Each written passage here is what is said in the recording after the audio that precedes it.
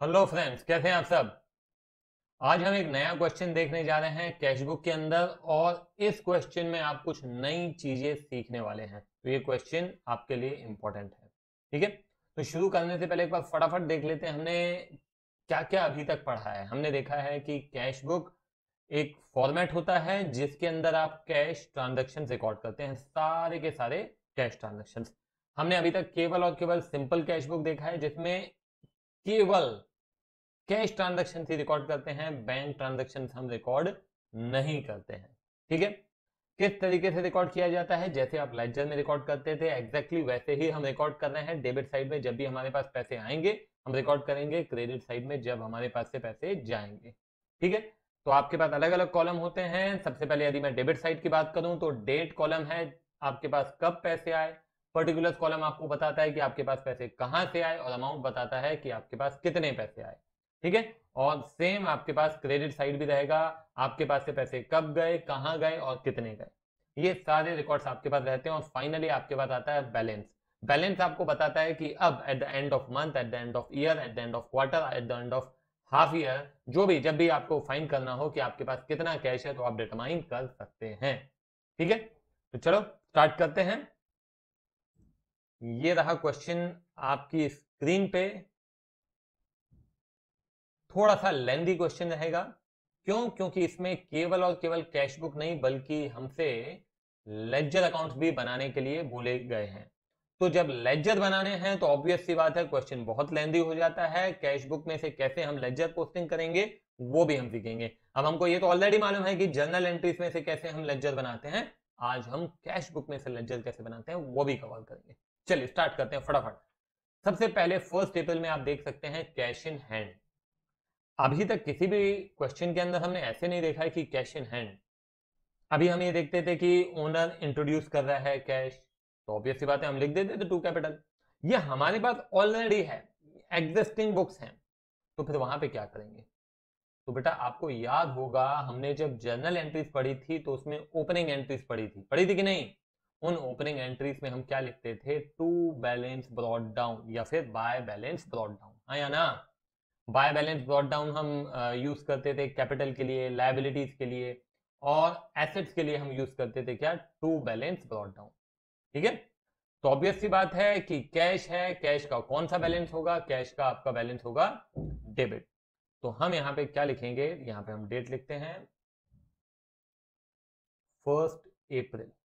ठीक है, 1 अप्रैल में आप यहां पे लिखेंगे टू बैलेंस, बोलो ब्रॉड डाउन। अमाउंट कितना है, 6400। कोई दिक्कत? कोई दिक्कत नहीं है। ठीक है, ये ध्यान रहेगा आपको, बिल्कुल। फिर आइए April 3, तो यहाँ पे April 3 रिसीव्ड कैश। ध्यान रखिएगा पैसे आ रहे हैं डेबिट साइड, पैसे जाएंगे credit side. Received cash from Anupama, तो ये कब आए, ये कहां से आए, अनुपमा से आए हैं, और कितने आए हैं, 1 लाख आए हैं। ठीक है, कोई दिक्कत नहीं। उसके बाद है पेड इनटू बैंक। अब पैसे आपके पास से जा रहे हैं, कहां जा रहे हैं, बैंक में जा रहे हैं। कब जा रहे हैं, 4 अप्रैल को जा रहे हैं। तो 4 अप्रैल जहां जा रहे हैं बैंक में जा रहे हैं, कितने जा रहे हैं, 80,000 जा रहे हैं। कोई दिक्कत? ये भी हो गया। 5 अप्रैल आ जाइए, रिसीव्ड फ्रॉम भूमिका एज कमीशन। बेटा हमेशा ध्यान रखिएगा, मैं जर्नल एंट्रीज में एक बात आपको बता चुका हूं कि जब भी हम किसी एक्सपेंस या इनकम की बात करते हैं, फॉर एग्जाम्पल आपने फ्रेट दिया, क्या दिया, फ्रेट। फ्रेट अब किसी न किसी व्यक्ति को तो देंगे ही देंगे, तो हम उस व्यक्ति का नाम नहीं लिखते हैं। ठीक है ना, गेटिंग माई पॉइंट। आप व्यक्ति का नाम नहीं लिखेंगे। आपने एक ऑटो वाले को कैरेज इनवर्ट्स दिए, अब कैरेज इनवर्ट्स आप ऑटो वाले से नाम पूछ के उसका नाम लिखोगे क्या, नहीं। नाम लिखने का मोटिव केवल इतना होता है कि या तो आपको पैसे लेने होते हैं या तो पैसे देने होते हैं। आपको रिकॉर्ड बना के रखना है कि इस व्यक्ति से मेरे को इतने पैसे लेने बाकी हैं या इस व्यक्ति को मेरे को इतने पैसे देने बाकी हैं। नाम लिखने का कारण यही होता है। तो अब मुझे बताइए कि आपको भूमिका से कमीशन मिल रही है तो क्या हमें भूमिका का नाम लिखना चाहिए, तो आंसर इज नो। भूमिका का नाम नहीं लिखना चाहिए, आपको सिंपल कमीशन मिल रहा है, आप कमीशन अकाउंट लिखो। Getting my point? ठीक है, तो आप कभी वेजेस देंगे, आप कभी सैलरी देंगे, आप कभी इंटरेस्ट देंगे, आप कभी एडवर्टीजमेंट का एक्सपेंस करेंगे, वहां पे हमें फर्म का नाम लिखने की आवश्यकता नहीं है। ठीक है, वैसे इनकम भी आपको हो रही है तो वहां पे भी नाम लिखने की आवश्यकता नहीं है। तो चलिए फटाफट हम लिखते हैं यहाँ पे 5 अप्रैल। तो यहाँ पे 5 अप्रैल को आपको इनकम हो रही है, पैसे आ रहे हैं, तो मैं यहाँ लिखूंगा बाय कमीशन। बोलिए अमाउंट कितना है? 6,000। ठीक है, अमाउंट है 6,000। उसके बाद है पेड वेजेस। अगेन पैसे आपके पास, सॉरी यहाँ पे मैंने गलत कर दिया, ये कमीशन मिल रहा था।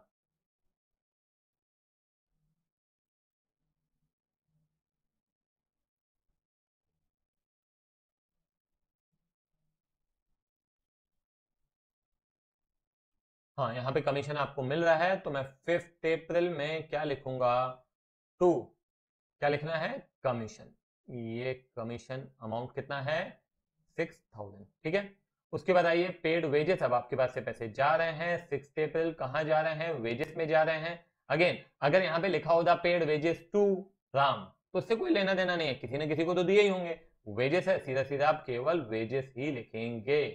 ठीक है, now let's come to the 7th April transaction.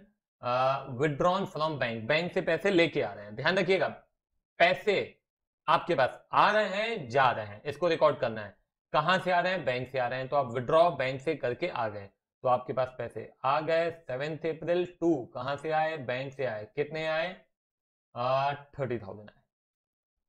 ठीक है, ये भी हो गया। Purchase goods from Ashok. बेटा ये ध्यान दीजिएगा, ये एक एक्सीडेंट जोन है। कौन सा जोन है?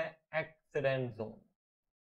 यहां पे गलती करते हैं, लिखा है परचेज गुड्स फ्रॉम अशोक। जब भी आपने गुड्स खरीदे हैं, गुड्स बेचे हैं और व्यक्ति का नाम लिखा हुआ है, तो हम मानते हैं कि वो उधार का मामला है, और उधार के मामले में पैसे आते या जाते अभी नहीं है। मैं उधार में जाके गुड्स खरीद के आऊंगा, मतलब मैंने पैसे नहीं दिए हैं। तो यहां से इस ट्रांजेक्शन में, 8 अप्रैल के ट्रांजेक्शन में कोई कैश आ या जा नहीं रहा है, तो इसे हम कैश बुक के अंदर रिकॉर्ड नहीं करेंगे, क्योंकि कैश बुक में केवल और केवल कैश ट्रांजैक्शन रिकॉर्ड करते हैं।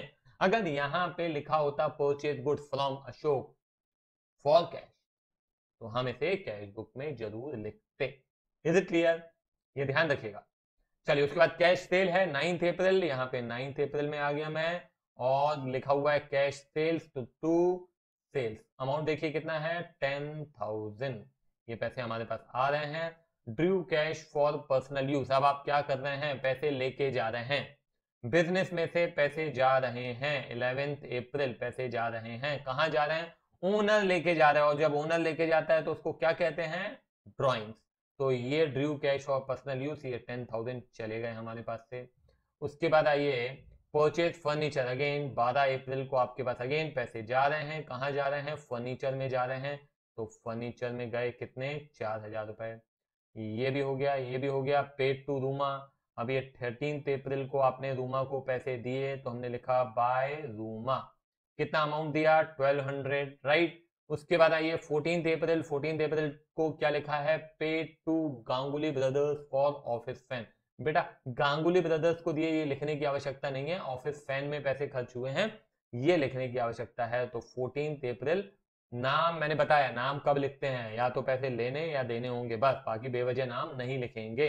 तो यहां पे हम लिख देंगे बाय ऑफिस फैन लिख सकते हैं, या फिर फिक्सचर्स भी लिखते हैं, आप चाहें तो फिक्सचर्स, है ना। फैन, ट्यूबलाइट, ये सब चीजों में जो पैसे खर्च कर रहे हैं, वी कॉल इट फिक्सचर्स। हाँ, उसके बाद आइए 15 अप्रैल। तो यहाँ पे 15 अप्रैल पैसे जा रहे हैं, आप देख सकते हैं। Paid own life insurance premium from office cash. अभी क्या करना है बताओ? बेटा आपके पास से पैसे जा रहे हैं, कहां जा रहे हैं? ओनर की लाइफ इंश्योरेंस प्रीमियम पॉलिसी लेते हैं, और उस पॉलिसी का प्रीमियम देना पड़ता है हर साल आपको, इंश्योरेंस पॉलिसी का, उसे हम कहते हैं लाइफ इंश्योरेंस प्रीमियम। ठीक है, तो ये 800 रुपए जो प्रीमियम है, ये उसका पर्सनल एक्सपेंस है, जिसको हम क्या कहते हैं? ड्रॉइंग्स। तो ये पैसे जा रहे हैं, कितने जा रहे हैं? 800 रुपए जा रहे हैं, ये 800 रुपए मैंने लिखा। परचेस स्टेशनरी, 16 अप्रैल को फिर से पैसे जा रहे हैं, कहां जा रहे हैं? स्टेशनरी में जा रहे हैं, तो ये स्टेशनरी लिख दिया मैंने, कितना? 1000। ठीक है, now let's come to paid office expense. Again पैसे जा रहे हैं बाय ऑफिस एक्सपेंस। कितने जा रहे हैं 500। उसके बाद आइए पेड इलेक्ट्रिसिटी चार्जेस, ये 19 अप्रैल है। बाय इलेक्ट्रिसिटी चार्जेस अमाउंट कितना हो जाएगा, ये है 100। Now let's come to 20 April transaction received interest. तो बेटा यहाँ पे 20 April received interest from Raman. Again Raman का नाम नहीं लिखेंगे, संभावना है कि बहुत सारे बच्चे इस क्वेश्चन में कहीं ना कहीं गलती जरूर करेंगे, ठीक है, क्योंकि इन्होंने छोटे छोटे ऐसे आपको मौके दिए हैं गलती करने के लिए। तो ये हो गया डिपॉजिटेड। अब ध्यान देना, अब it is important point. Deposited all cash in bank in excess of minimum cash balance 2000। Okay, यहां पे क्या कह रहा है, ये कह रहा है 2000 रुपए आप अपने पास रखिए, बाकी सब बैंक में जमा कर दो। समझ में नहीं आया कि क्या कह रहा है। चलो मैं आपको एक एग्जांपल बता, ध्यान से सुनिएगा। मान लीजिए कि आपके पास 10,000 रुपए आए। कितने आए, 10,000 रुपए आए, और आपके पास से 3,000 रुपए गए हैं। तो आपके पास बचे कितने, 10,000 आए, 3,000 गए, तो बचे कितने, बचे आपके पास 7,000 रुपए, 7,000। क्वेश्चन में दिया है 2,000 अपने पास रखो, बाकी सब बैंक में जमा कर दो। आपके पास 7 है, 2 रखने हैं, 7 है, 2 रखने हैं, बाकी जब सब जमा करने हैं। तो 7 में से 2 रखेंगे, बाकी बचेंगे 5। ये 5 आप बैंक में जमा कर दो। गेटिंग माय पॉइंट, क्या कहा मैंने। थोड़ा भी डाउट है तो फिर से एक बार सुन लो जो मैंने कहा, आप रिवर्स करके इसको, ठीक है। अब यहां पे मैं कनेक्ट कर रहा हूं, यहां पे आपको देखना है कि आपके पास कितने आए और कितने गए, क्योंकि आपको ये जानना है कि अब आपके पास बचे कितने हैं। आपके पास जितने भी रुपए बचे होंगे उसमें से 2,000 रख के बाकी सारे के सारे बैंक में डिपॉजिट करने हैं। Getting my point, what I want to say, I am repeating कि कोई भी स्टूडेंट इस कंसेप्ट को छोड़े ना, सबको समझ में आना चाहिए। हमारे पास कुछ पैसे आए, कुछ पैसे गए, तो हमारे पास अब कितने बचे हैं, जितने भी रुपए हमारे पास बचे हैं उसमें से 2,000 रखिए, बाकी सारे बैंक में जमा कर दीजिए। Getting my point. तो अब आपको देखना है कि आपके पास कितने आए हैं और कितने गए हैं, तो इसकी वर्किंग आपको टोटल करना पड़ेगा, और रफ में आप इसकी वर्किंग करेंगे, फेयर में नहीं करना है, ठीक है। तो मैं रफ में टोटल कर लेता हूं, 1 lakh plus 6,000 plus 30,000 plus 10,000 plus 500। तो बेटा ये आ रहा है डेबिट साइड का टोटल मैंने किया है 1,52,900, ठीक है, 1,52,900। ये मैंने डेबिट साइड का टोटल, मतलब ये पैसा हमारे पास आया है, ठीक है ना। सारी चीजें समझ में आनी चाहिए, है ना, रट्टाफिकेशन नहीं, कंसेप्ट को लेके चलो। ये डेबिट साइड क्या बताता है, कितना पैसा आया, क्रेडिट साइड कितना गया। तो कितना गया टोटल करते हैं, 80 plus 30 plus 10,000 plus 4,000 plus 1,200 plus 1,500 plus 800, 1,500 and 100। तो बेटा ये हो जाता है 1,29,100। दिस इज योर क्रेडिट, ये इतना गया, ठीक है। तो मैं यहाँ पे माइनस करता हूं और ये हो जाता है 23,800। इतने रुपए अब आपके पास हैं। इसमें से आपको अपने पास कितने रखने हैं, केवल और केवल 2,000 रुपए रखने हैं, बाकी सारे बैंक में जमा कर दो आप। तो 2,000 हम अपने पास रखेंगे और बाकी कितने बचते हैं, 21,800। This is the amount which you have to deposit in the bank. Getting my point? So what we have to do on 30th April, you have to deposit all the money except rupees 2,000 in the bank. तो by bank में लिखूंगा 21,800 और यहाँ पे 30th April को मैं लिखूंगा by balance. अब आपके पास बैलेंस कितना बचा, जितना हमने बचाया है। कितना बचाया है, 2,000 बचाया है। Getting my point. यहाँ पे कुछ स्टूडेंट को कंफ्यूजन होता है, इसलिए मैं इतना ज्यादा एम्फोसिस दे रहा हूं कि कोई डाउट ना रह जाए, आपको परेशान ना होना पड़े, ठीक है। एक बार फिर भी बता दे रहा हूं, आखिरी बार और मैं बोल दे रहा हूं आपको, सुनिए। लिखा है deposited all cash in bank in excess of minimum cash balance 2,000। 2,000 रुपए का बैलेंस रखिए, बाकी सारा का सारा जमा कर दीजिए। तो आप देखेंगे कि आपके पास आया कितना और गया कितना, तभी आपको पता चलेगा कि आपके पास अब बचा कितना है। ये आपके पास बचा है, इसमें से 2,000 रखिए, बाकी सारा का सारा बैंक में जमा कर दीजिए। तो ये बैंक में मैंने जमा कर दिया और ये अब आप टोटल करेंगे दोनों तरफ का, तो दोनों तरफ का टोटल जो आएगा that would be how much, 152,900, 152,900, ठीक है। और उसके बाद अगेन यहाँ पे आप फर्स्ट में लिखेंगे, क्या लिखते हैं बोलो, टू बैलेंस ब्रॉड डाउन, कितना अमाउंट, 2,000। अब एक बात, एक काम कीजिए, बुक में आंसर देखिए कितना दिया हुआ है। तो बुक में आप देखेंगे कि हमारा आंसर टैली नहीं होगा, क्योंकि बुक में लिखा हुआ है कैश डिपॉजिटेड 11,800, जो कि बुक में कहीं ना कहीं एरर है, गलती है। गलती मुझे नहीं मालूम है कहां किया है, हाँ हम एक अंदाजा लगा सकते हैं कि बुक में गलती कहां हुई है। तो मैं आपको बता रहा हूं, पॉसिबिलिटी ये है कि बुक के अंदर इसको, ये जो परचेज गुड फ्रॉम अशोक है, इसे इन्होंने, ये एक्सीडेंट जोन है, जैसे कि मैं बता चुका हूं, ह्यूमन एरर है, किससे भी हो सकता है, मेरे से भी हो सकता है, आपसे भी हो सकता है, और बुक लिखने वाले से भी हो सकता है, कोई बड़ी बात नहीं है, इतने सारे क्वेश्चंस होते हैं, पॉसिबल है। तो ये चांसेस हैं कि यहाँ पे इन्होंने इसको कैश ट्रांजैक्शन ट्रीट कर दिया होगा, जिस कारण से आपके पास से 10,000 और चले गए होंगे, तो आपके पास जो बैलेंस बचेगा उस हिसाब से केवल 13,800 बचेगा, और जिसमें से आपने 2,000 अगर मेंटेन किया तो 11,800 आपको बैंक में जमा करने पड़ेंगे, ठीक है ना। तो ये एक पॉसिबिलिटी है, but I can say that 21,800 is the correct answer, ठीक है। अब क्या करना है, अब आते हैं हम पोस्टिंग पे बेटा, पोस्टिंग इज वेरी इंपॉर्टेंट। तो हम पोस्टिंग कैसे करेंगे, ध्यान रहे, जब कैश बुक बनाते हैं तो कैश अकाउंट नहीं बनाते हैं, कैश बुक बनाते हैं तो कैश अकाउंट नहीं बनाते हैं, तो you don't need to prepare cash account, but yes other account हमें डेफिनेटली बनाने पड़ेंगे। तो मैं यहाँ पे क्या कर रहा हूँ, मैं आपको बता दे रहा हूँ कि पोस्टिंग कैसे करेंगे। तो सबसे पहले हम एक काम करते हैं, डेबिट साइड के सारे अकाउंट्स हम बनाते जाते हैं। तो यहाँ पे अनुपमा अकाउंट, तो मैं यहाँ पे लिख देता हूँ अनुपमा अकाउंट, ठीक है। अनुपमा, यहाँ पे आप देख सकते हैं कि आपने ये डेबिट में लिखा हुआ अनुपमा, ठीक है ना। एंट्री क्या हो रही है वो भी ध्यान दो, आपने यहाँ पे ये कैश अकाउंट बना रहे हैं, हम कैश बुक बना रहे हैं, है ना। आपके पास पैसे आ रहे हैं तो आपकी एंट्री क्या हो जाती है, कैश अकाउंट डेबिट। में जनरल एंट्री की बात कर रहा हूं, खाली आपको कंसेप्ट क्लियर करने के लिए। देखो, cash account debited to Anupama, ठीक है। अब कैश अकाउंट के डेबिट में जाना चाहिए, बिल्कुल जाना चाहिए, क्या जाना चाहिए, टू अनुपमा जाना चाहिए, जो कि चला गया। अब अनुपमा अकाउंट के क्रेडिट में जाना चाहिए, ठीक है ना, क्या जाना चाहिए, बाय कैश। तो सिंपल तरीका बता रहा हूं, परेशान होने की जरूरत नहीं है, आपको हर एक ट्रांजेक्शन के लिए जर्नल एंट्री पास नहीं करनी है, सिंपल है। ये सब डेबिट ऑलरेडी हो चुके हैं, तो ये जो डेबिट हो चुके हैं इनके अकाउंट में क्या करना है, क्रेडिट करना है। क्या करना है, क्रेडिट। क्योंकि आप क्या करते हो, ये डेबिट करते हो फिर उतना ही क्रेडिट करते हो, हमेशा। आप जर्नल एंट्री रिकॉर्ड करते हो तो भी ऐसे करते हो, पोस्टिंग करते हो तो भी ऐसे करते हो, जितना डेबिट उतना क्रेडिट, कम ज्यादा नहीं हो सकता, नहीं हो सकता, नहीं हो सकता।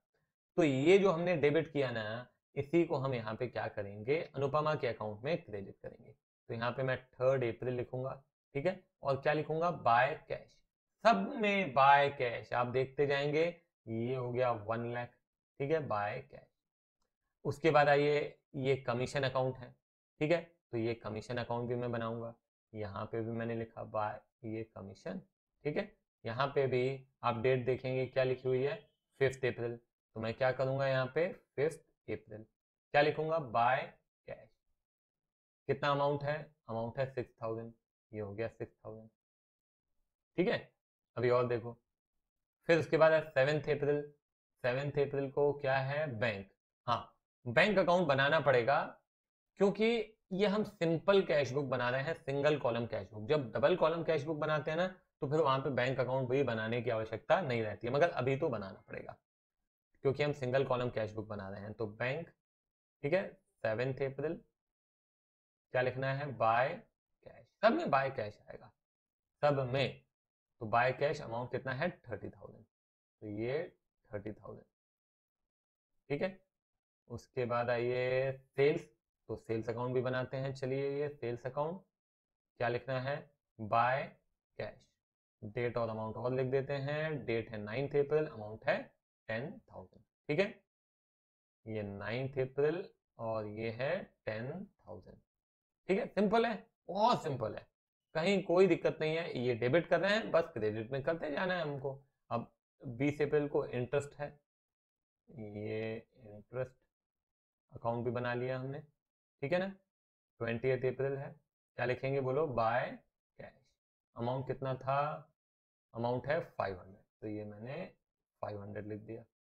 ठीक है, अब क्या हुआ, अब आपने डेबिट साइड की तो पूरी पोस्टिंग कर दी, अब आपको क्या करना है, क्रेडिट साइड की पोस्टिंग करनी है। तो क्रेडिट साइड में ये बैंक अकाउंट ऑलरेडी बना हुआ है, ठीक है ना।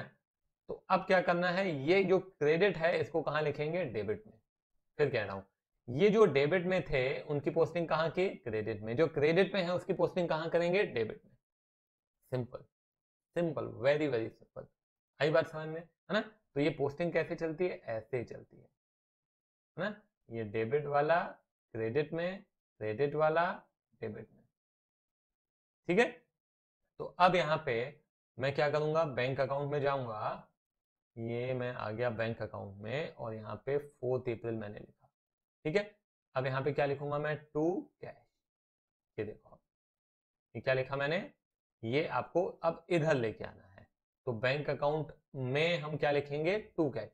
आपको इनकी पोस्टिंग बहुत आसान होती है, क्यों, क्योंकि आपको या तो बाय कैश या तो to cash, by cash to cash, by cash to cash, यही चलेगा, और कुछ नहीं लिखना है आपको, ठीक है ना। तो यहाँ पे मैंने क्या लिखा, टू कैश, अमाउंट कितना आएगा, 80,000, तो ये मैंने बैंक अकाउंट में लिख दिया 80,000, ठीक है। अब उसके बाद आइए, ये हो गया आपका। अब उसके बाद बाय वेजेस, वेजेस अकाउंट हमने बनाया है क्या, नहीं, वेजेस अकाउंट अभी तक नहीं बनाया है। तो वेजेस अकाउंट में टू कैश, 6 अप्रैल का है 30,000, ठीक है। तो हम एक नया फॉर्मेट बनाएंगे, वेजेस अकाउंट, ठीक है, टू कैश, ठीक है। डेट थी मेरे ख्याल से 4 अप्रैल, देखो कितना है, 4 अप्रैल है, सॉरी 6 अप्रैल है 30,000, 6 अप्रैल एंड इट इज 30,000, ये 6 अप्रैल 30,000, ठीक है।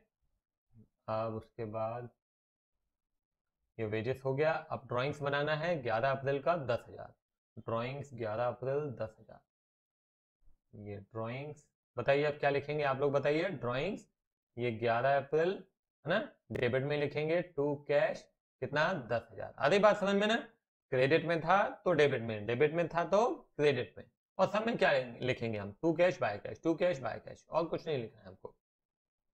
ये भी हो गया। उसके बाद आइए फर्नीचर, 12 अप्रैल है, फर्नीचर, फर्नीचर अकाउंट बनाना पड़ेगा, नहीं बनाया है हमने। तो फर्नीचर में हम क्या लिखेंगे, ध्यान देना, क्या लिखेंगे बोलो, टू कैश, डेट लिखी 12 अप्रैल, टू कैश, अमाउंट लिखा 4,000। तो मैं फर्नीचर अकाउंट भी बना लेता हूं, फर्नीचर अकाउंट, ठीक है। डेट कितनी लिखी, 12 अप्रैल, टू कैश कितना, 10,000, यही था, याद नहीं है मेरे को, फिर भी देख लेते हैं। नहीं, 10,000 नहीं है, ये 4,000 है, 12 अप्रैल टू कैश 4,000,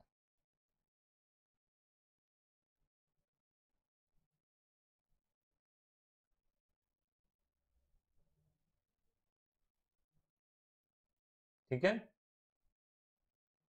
फर्नीचर भी हो गया। अब क्या करना है आपको, रूमा अकाउंट बनाना है, रूमा अकाउंट में भी आपको लिखना है 13 अप्रैल टू कैश 1,200, ठीक है, 13 अप्रैल टू कैश 1,200। तो चलते हैं रूमा अकाउंट बनाते हैं, ये है आपका रूमा अकाउंट, ठीक है, और टू कैश 1,200, ठीक है। डेट क्या थी, डेट में फिर भूल गया, 13 अप्रैल है, तो ये 13 अप्रैल, ठीक है।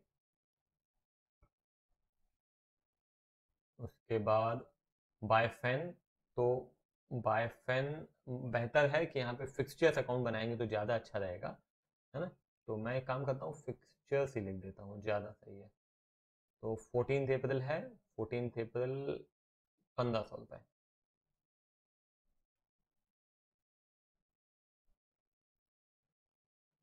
फिक्सचर्स, ठीक है। क्या लिखना है, 14 अप्रैल, ठीक है, क्या लिखेंगे बोलो, टू कैश कितने, 1,500 रुपये, ये हो गया आपका। उसके बाद आइए 15 अप्रैल ड्राइंग्स, 15 अप्रैल ड्राइंग्स है कितना, 800, तो 15 अप्रैल ड्राइंग्स ऑलरेडी हो चुका है ना एक। हाँ, तो 15 अप्रैल कितना है टू कैश, कितना 800। तो ये ड्राइंग्स हो गया। अब स्टेशनरी अकाउंट बनाना पड़ेगा 1000 16 अप्रैल। 16 अप्रैल है स्टेशनरी अकाउंट, स्टेशनरी 16 अप्रैल है, तो 16 अप्रैल ठीक है टू कैश कितना था, मैं फिर भूल गया, 1000 ठीक है। फिर उसके बाद ऑफिस एक्सपेंसेस भी हैं 17 अप्रैल को 500, उसे भी हम पोस्ट कर देंगे ठीक है। ऑफिस एक्सपेंसेस ये 17 अप्रैल है टू कैश ठीक है 500। उसके बाद हाँ, ऑफिस एक्सपेंस भी हो गया। और फिर इलेक्ट्रिसिटी चार्जेस है 100, इलेक्ट्रिसिटी चार्जेस है 100 ठीक है। Electricity charges